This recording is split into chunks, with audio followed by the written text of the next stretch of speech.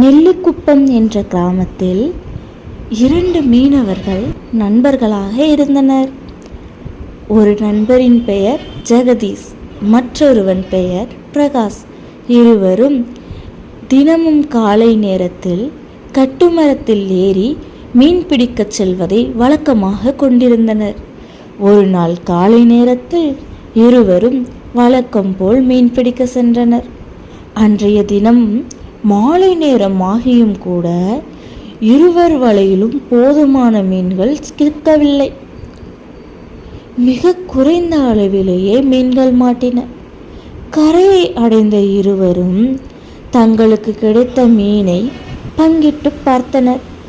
நண்பரே, இந்த மீன்களை விற்று அதில் கிடைக்கும் பணத்தில் நம் இருவர் குடும்பத்திற்கும் புதிய உணவுப் பொருட்கள் வாங்கி சமைப்பது கடினம்.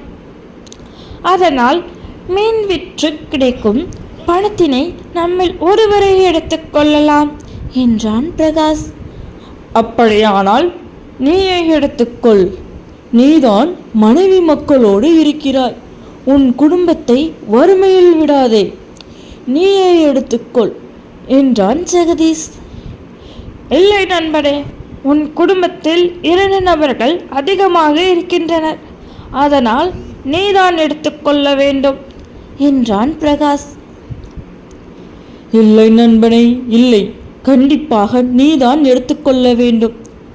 உன் குடும்பத்தை வறுமையில் தவிக்க நான் என்றும் விடமாட்டேன் என்று அழுத்தமாக கூறினான் ஜெகதீஷ்.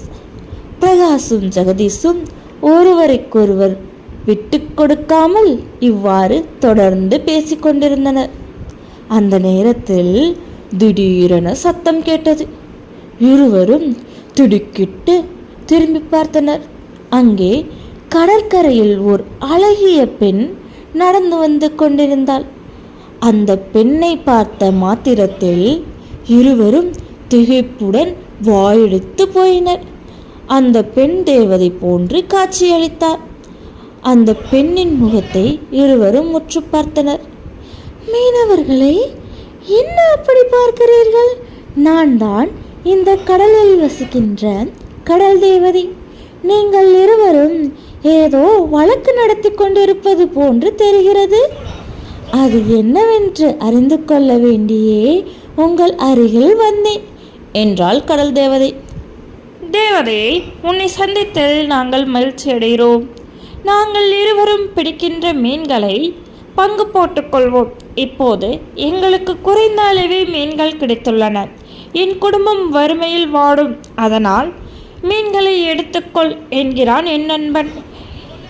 என் குடும்பத்தை பற்றி எனக்கு கவலை இல்லை. ஆனால் அவன் குடும்பம் வறுமையில் வாடக்கூடாது என்பதற்காகத்தான் எல்லா மீன்களையும் விற்று கிடைக்கின்ற பணத்தை என் நண்பன் எடுத்துக்கொள்ளட்டும் என்று சொல்கிறேன். என் நண்பனோ அதனை மறுத்து என்னை எடுத்துக்கொள்ளும்படியாக சொல்கிறான். நீ ஏன் அவனுக்கு எடுத்து கூறி அவன் குடும்பத்தை வறுமையிலிருந்து காப்பாற்று என்றான் பிரகாஷ். கடல் தேவதையோ சிரித்தபடியே இருவரையும் நோக்கியது. நீங்கள் இருவரும் ஒற்றுமையுடன் ஒருவருக்கொருவர் விட்டு கொடுக்காமல் உங்கள் குடும்ப நலன் கருதியே பேசிக்கொண்டிருக்கிறீர்கள். உங்கள் குடும்பத்தின் மீதும் நீங்கள் வைத்திருக்கும் அன்பும் உங்கள் நல்லெண்ணமும் என்னை மிகவும் கவர்ந்துவிட்டது. அதனால் உங்கள் இருவருக்கும் உதவி புரியவே நான் வந்துள்ளேன் என்றது கடல் தேவதை. பிறகு பிரகாஷ் முன்பும் ஜெகதீஷ் முன்பும் 2 முட்டைகள் தோன்றின. கடல் தேவதையும் அங்கிருந்து மறைந்தாள். இருவரும் அந்த முட்டைகளை பிரித்து பார்த்தனர். அந்த முட்டைகளில் நிறைய பொற்காசுகள் காணப்பட்டன. இருவருமே அதனை தங்கள் ஒற்றுமைக்கு கிடைத்த பரிசாக நினைத்து கொண்டனர். அதனை கொண்டு பெரிய பணக்காரர்கள் ஆயினர்.